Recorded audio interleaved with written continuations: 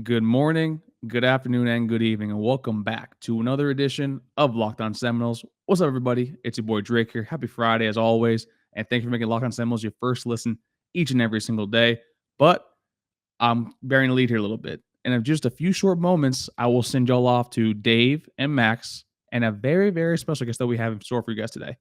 Now, some of y'all might know him as a former Pittsburgh Steelers defensive back great, but also before that, he was covering the biggest and baddest wide receivers in college with Florida State.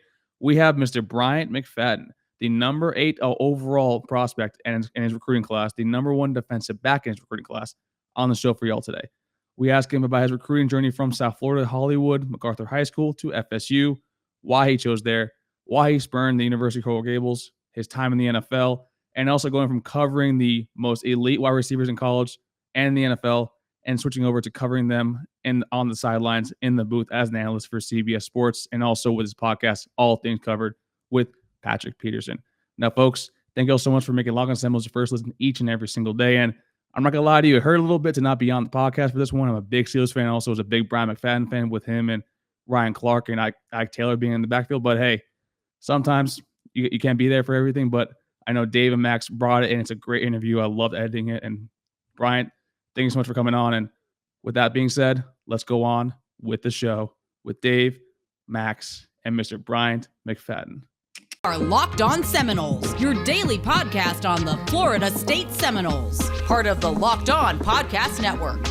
Your team every day.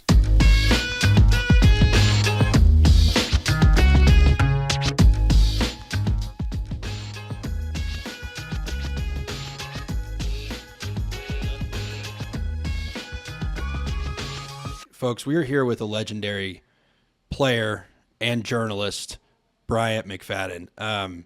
Bryant, I want to point out one interesting thing before we start, because I think so many Florida State fans know you as a Florida State great, over 100 tackles in your career playing in the early 2000s. You were here from 01 to 05, right?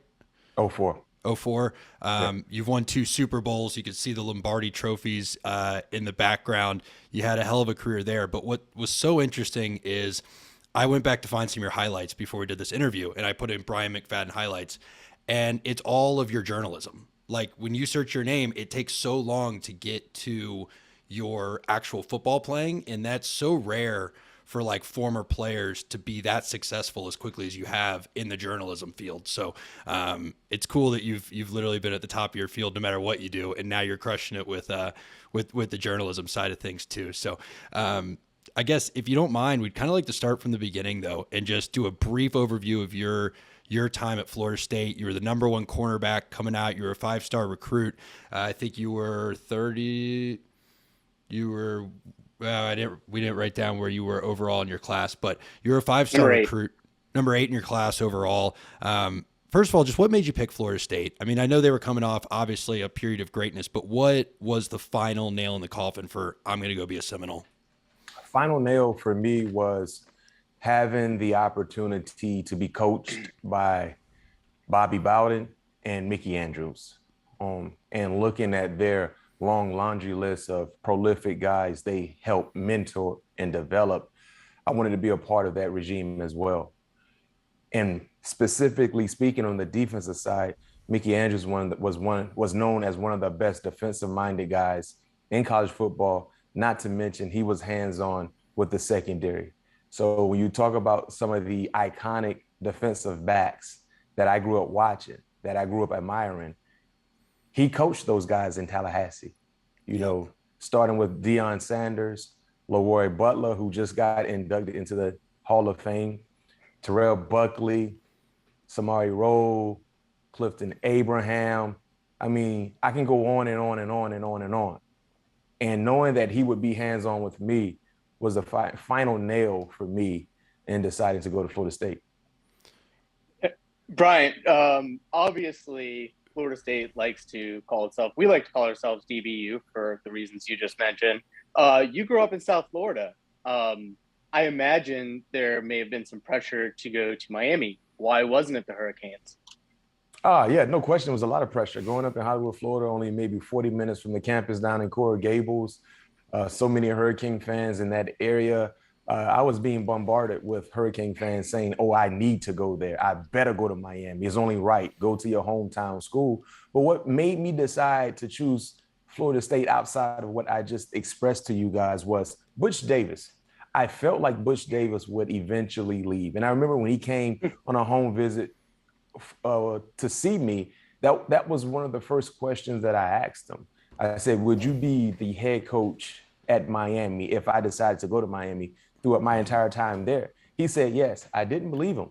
Something inside me said, no, he's not going to be there.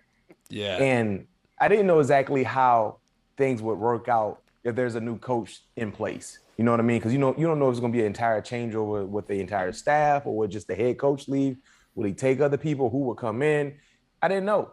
But one thing I knew about Bobby wasn't going anywhere. He had so many opportunities to leave Tallahassee. He said no. So he was still in his prime coaching years, but he was closer to the end than the beginning. So why leave now? It didn't make any sense. But I felt like Butch Davis, what he was doing down in Miami was going to warrant a lot of attention from other universities maybe, or an NFL team. And guess what happened?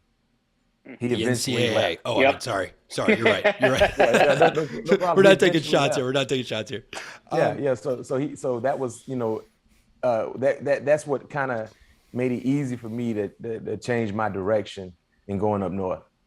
So I think those are two. I do want to talk about your pro career, your time at FSU, but what you just said, I think, is so topical to what Florida State fans are talking about right now. You talk about seeing the development of guys all the way from Terrell Buckley, who, shout out, is now one of the head coaches of the XFL, Deion Sanders, those types of guys being developed and going to play in the pros, which is what you wanted to do, which is what you ended up doing. So when we look at Florida State over the past couple of years, we've only had 4 first-rounders in the past 5 years. This year, we only had 1 draft pick. We did send 6 guys, I believe, or 5 guys, so 6 total, as undrafted free agents. Do you think that has an impact on recruiting when they see that we're not sending guys to the NFL like we were in 2013, 14, and 15? And do you think there's anything Mike Norvell can say to recruits to kind of assuage their concerns on that topic? It can have an impact on recruiting because recruits love being able to go to an institution where they feel like they can get the best shot to go to the next level. But one thing about Florida State, it's a household brand. It's a household name. And think about this. We only won 5 ball games last year, but we ended up being one of the best schools when it came to the final recruiting class in the ACC. That speaks volumes about the brand and the prestige and the tradition. But when you get back to being that program that's sending guys or getting guys prepared to be drafted, it brings more notoriety to your university. Look at Georgia. Look at what they did in the first round. Mm-hmm. I mean, they've been the talk of the town when it comes to the draft that happened over a week ago because of the quantity of guys they had get selected. So for us, and when it comes to Florida State, the Seminole head still means something.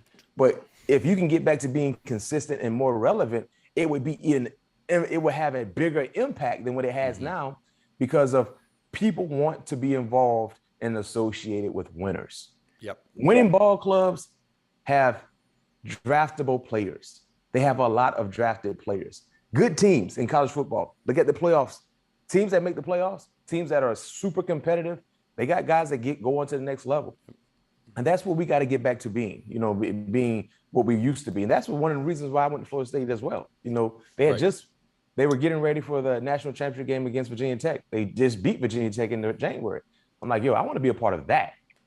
Yeah, no, absolutely. And, I want to kind of follow this theme of relating where you were to what we're seeing now. And I know that when you got to Florida State, you were pulling a lot of double duty. You were playing free safety. You were also lining up at cornerback. We brought in a young man who I know you're aware of, Sam McCall, bumped down at the last minute, but 5-star recruit, regarded as a safety. We need a lot of help at cornerback. So people are saying, well, could we put him at corner? Can you give us a minute or two on, for those of us that didn't play at the level you did, the differences at the collegiate level between safety and corner and why you have to be so good to be able to play both? And then just tell us why you ended up settling on safety. Well, you know what? I don't know why they have a misprint when it comes to my bio. I only played cornerback in Tallahassee. Now, in high school, my last year, I played free safety because I had the luxury of knowing. I said settling on safety. Settling on corner. My bad. Yeah, but in high school, my senior year, I played safety unless I was going against a top-rated receiver. Then I would go follow that guy. Gotcha. But my coaches said the best way for me to have an impact on the ball game in high school going into my senior year was to play safety because no one was going to throw to me. I had the type of respect that I was able to earn. But when I got to Tallahassee, it was all cornerback. So talking about Sam McCall, who I saw up close and personal during the spring game, he has a lot of talent. Mm-hmm. And I think he is specifically a cornerback. And the reason why I say that is because he has length, he has quickness, he has speed, he has ball skills, and he has the ability to be disruptive at the line of scrimmage. So the difference between cornerback and safety when it comes to college football, most importantly, is space. You know what I mean? Mm-hmm. As a safety, it's not just about covering a guy in space. You also have to make a lot of tackles in space. And now when you look at most defenses in college football, they're utilizing anywhere between 5 to 6 defensive backs because of the spread attacks they're seeing. So you have a lot of guys who are playing safety now. They have to be able to be guys that can cover as well when it comes to space. But the difference only right now is just mostly more tackles. You will be required to be able to have more tackles or need to be able to make more tackles in space than a corner because the game is transcended into being a wide open field where there's so many guys you got to be able to account for when it comes to covering. And that's why we see so many defensive backs playing like that quote unquote star role where it's almost like a linebacker, but it's not necessarily a linebacker. What's up, guys? Drake here. Sorry to pull you guys away from a great sit-down with Mr. Bryant McFadden, but we'll be remiss here at Locked On Seminoles. I've been talking about our friends over at Built.com.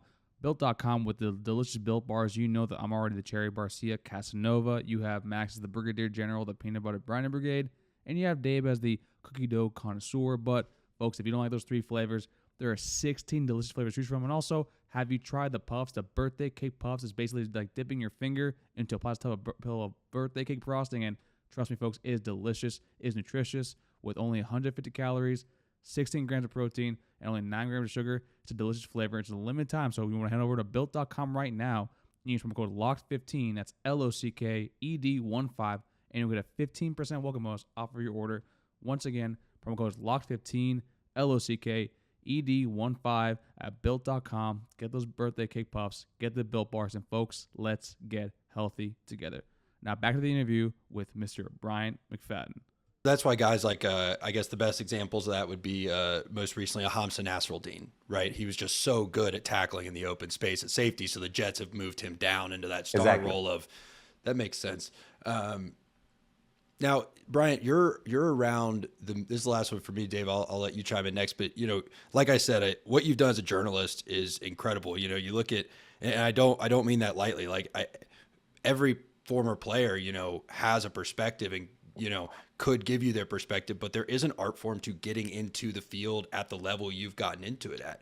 But that also means you're around all of these folks who didn't play at FSU, don't have the allegiance to FSU, and their job is to be relatively agnostic to teams. So from the inside, what is the media perception of Florida State? We had this discussion on our show, and our 2 titles was, do people view us in kind of that Nebraska category of like, it may be over for them, or does the media kind of view us in that Tennessee or USC category where it's like, yeah, they're not doing great right now, but they're only a couple steps away from really coming back on the scene? Well, I think the media perception of Florida State is they're waiting for Florida State to get back to being the caliber of ball club that we used to see. Might not be on the same level because it's going to take some time, but they're waiting. Florida State is a brand. When they're relevant in college football, it makes college football better. And that's why I don't want to say we in that trajectory of Nebraska. Right. Because Nebraska is a school that is a powerhouse. They have tradition, but they're not a national powerhouse like that. Yep. Like if you go out to California and you walk around with Florida State, people recognize what that is instantly. Yep. The Seminole head. Yep. And that was something that Bobby was able to build throughout his time there, making it a national brand. And so most of the media, they just waiting for Florida State. Like, what's going on with Florida State? Even if you don't have a dog in the race, you like seeing when Florida State is doing what they're supposed to do. Think about this, guys. Florida State won 5 ball games last year. Yep. How many times were they on TV? it seemed like they were on TV every week.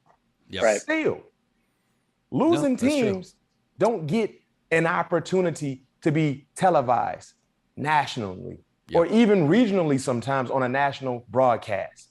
Well, Florida State was that school that, yes, they were inconsistent. They were losing ball games they shouldn't lose, but they still were being put on the TV because Florida State is a draw, is a big draw. I don't know how many games I watched from Nebraska last year. Do you think it's fair to say that, so there's this perception in the fan base, sorry, Dave, one more follow-up. There's this perception in the fan base that the media hates Florida State. Do you think it's more of a frustration than a hatred? And that's why it feels that way? Because even when we're bad, they talk about us so much because the media's like, we want the, because for instance, when Kentucky wins 5 games, no one talks about Kentucky. They don't show their highlights. They don't care. When we win 5 games, they still show all of our games highlights. They talk about them. And do you think it comes from more of almost, I want to say a good place, like a frustration of why isn't Florida State winning 10 games? So let's talk about it. You know what? I don't think it's a form of hate. I think it's a form of creating a big story, because the story for Florida State, when they lose ball games they're not supposed to lose, it's a big story because of what they used to be. Mm-hmm. Remember, Kentucky, based on your example, Kentucky's never been what Florida State was. Right. Going back to the 80s, late 80s, the 90s, early 2000s, Kentucky never had that type of string of consistency where we were dominating the who's of who in college football, right? Mm-hmm. So for us, anytime Florida State does something that's not Florida State-like worthy, it's a big story. It's a huge story. It garnishes attention. It makes people gravitate to that story. Florida State lost such and such, lost to such and such. It's a big deal. You don't say that with Kentucky. Now, you might do that with Kentucky basketball, right? Because of the in which they've displayed. But when it comes to football, no. You got to look at it like this. There's only one school, in my opinion, that has dominated in different eras. Mm-hmm.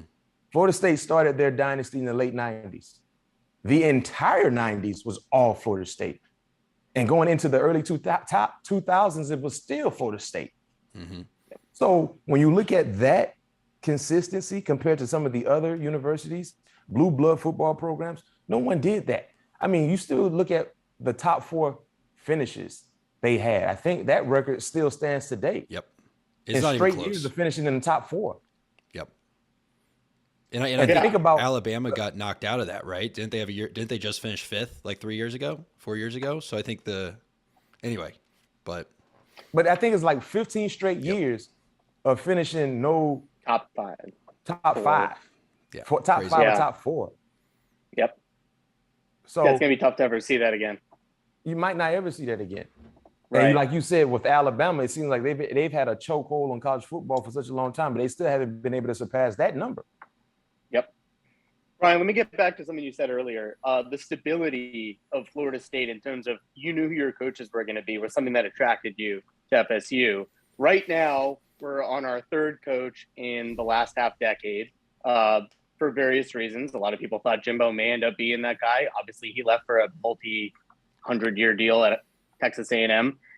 I'm going to ask you a tough question now. Do you feel confident that, notwithstanding the instability at Florida State, that the current staff and the current administration is going to be able to get Florida State back to where it needs to be? Yeah, I do. I do. And the reason why I say that, let's start with the administration as first and foremost. I think they received some humble pie because I felt like, based on what happened with Jimbo, whatever led to Jimbo leaving, they felt like we could win by any means necessary. Mm-hmm. No, that's not necessarily the case. You have to have the people in place that can bring wins, right?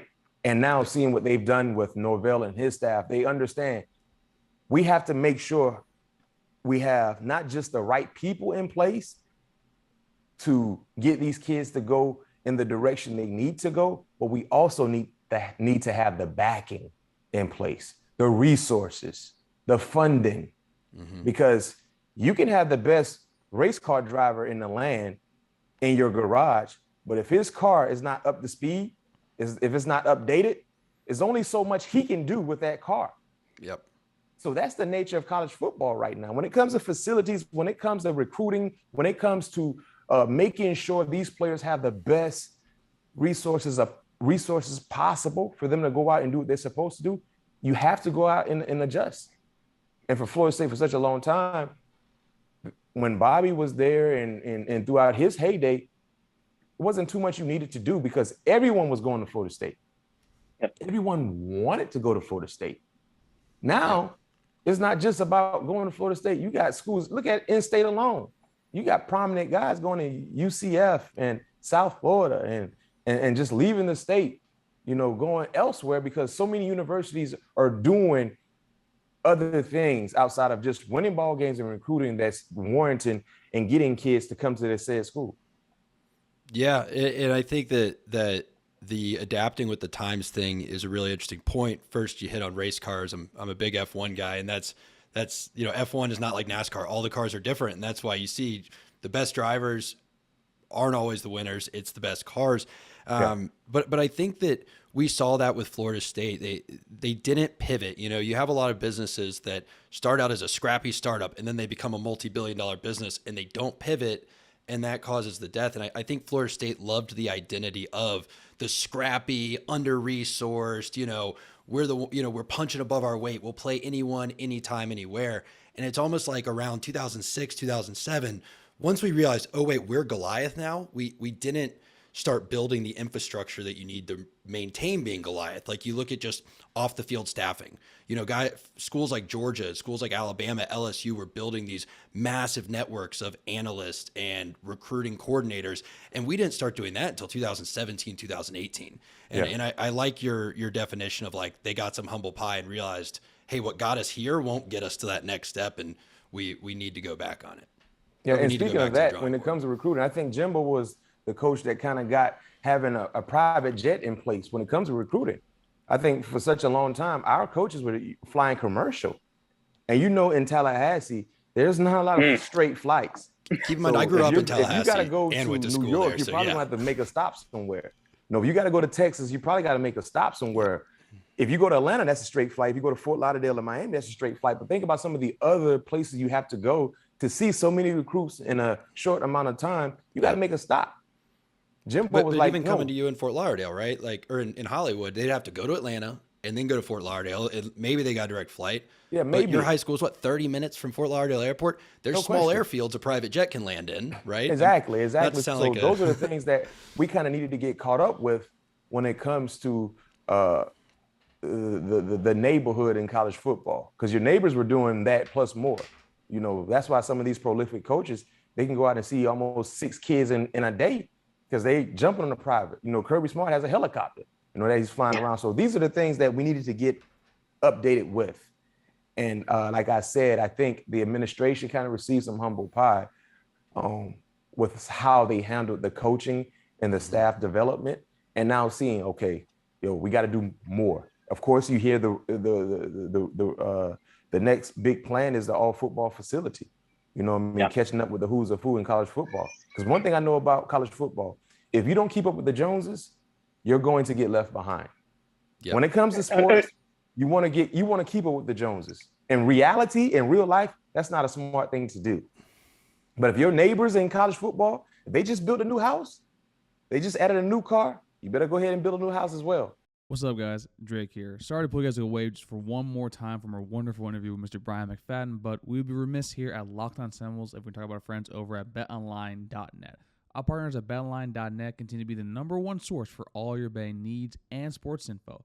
Find all the latest odds, news, and sports developments, including this year's basketball playoffs, MLB scores, UFC, Bellator, and even next season's NFL futures. I know they got the win totals up. Trust me. Take the Miami Dolphins under the first year under Mike McDaniel. But head over to betonline.net, use promo code LOCKEDON, that's LOCKEDON, and you get a 100%, folks. That's right, a 100% welcome bonus on your first deposit by using promo code LOCKEDON, LOCKEDON, BetOnline, where the game starts. Now back to the interview to wrap it up with Mr. Bryant McFadden.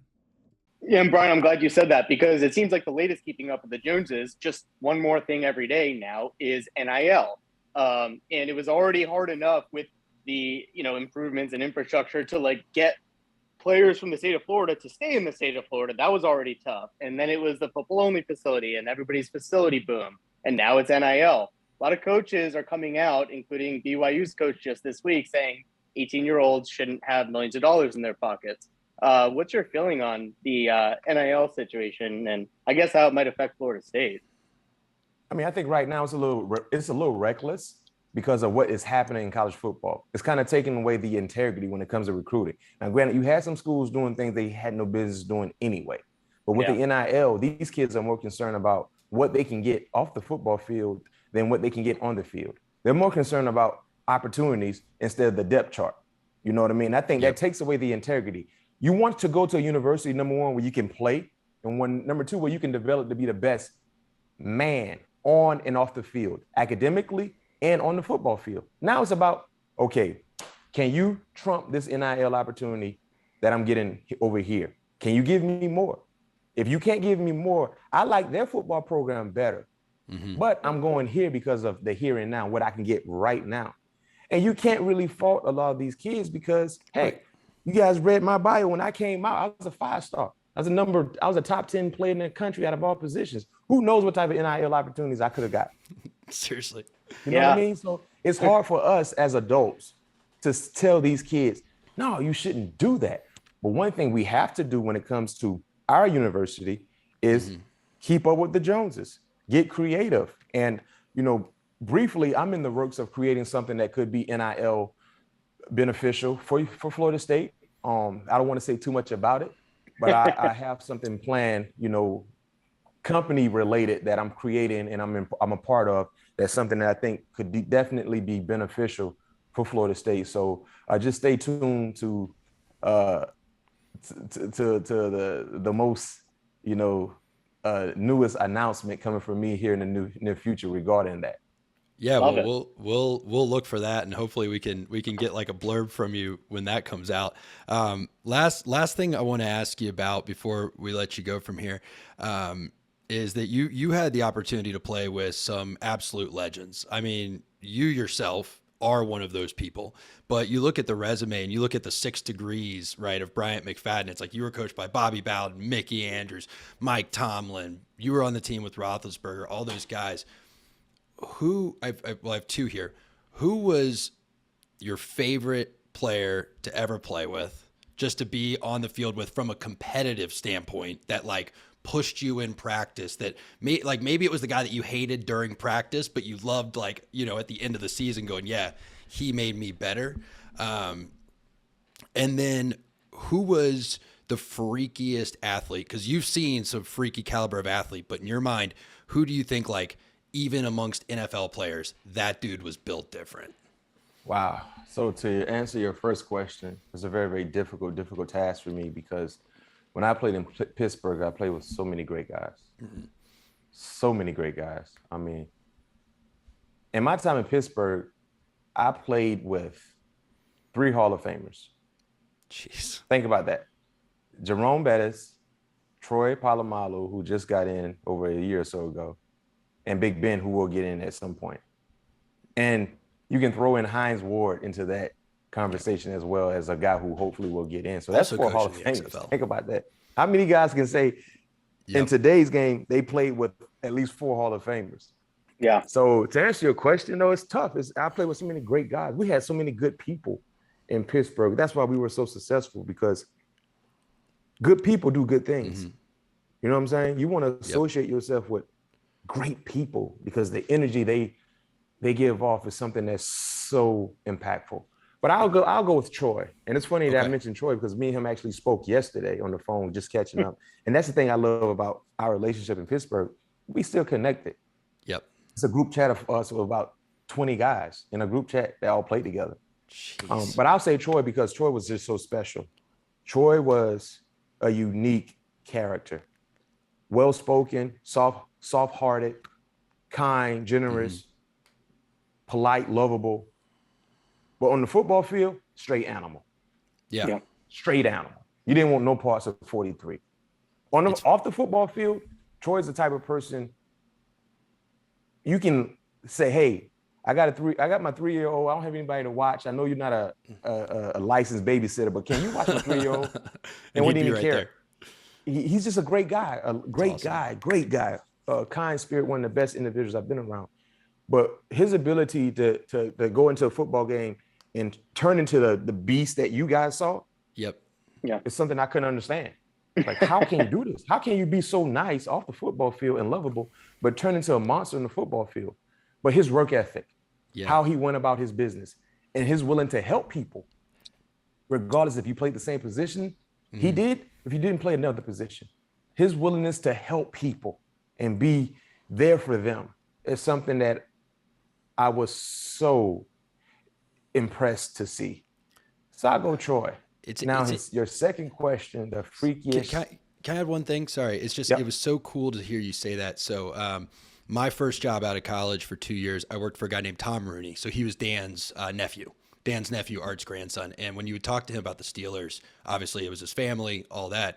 He would always say, look, the reason the Steelers are so successful as a program is because of that familial atmosphere that we try to cultivate. And the thing that would make him, like, if you wanted to make Tom Rooney angry, say Mike Tomlin's a player's coach. And he'd say, no. He would go on this soapbox, like, no, we want an atmosphere in Pittsburgh where you're part of a family and you want to win because of that. And that's what Mike Tomlin cultivates. He's not a player's coach. So it's cool to hear a former player, like, echo that without being prompted. But anyway, freakiest athlete. Okay, I got two.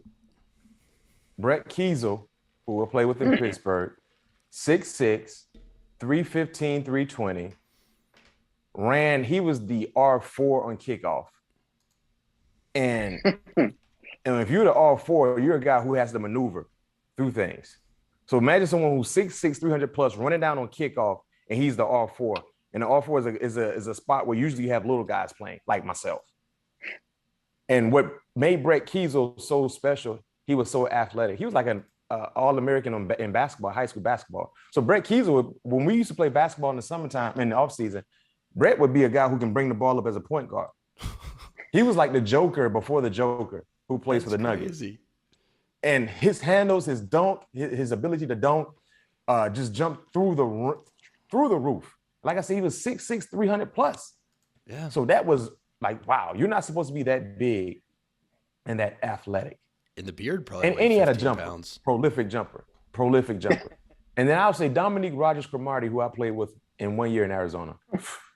When I tell you gifted, number one, he was 4'2". That's the first thing I say about Crow. 4'2". But his quickness, oh my goodness.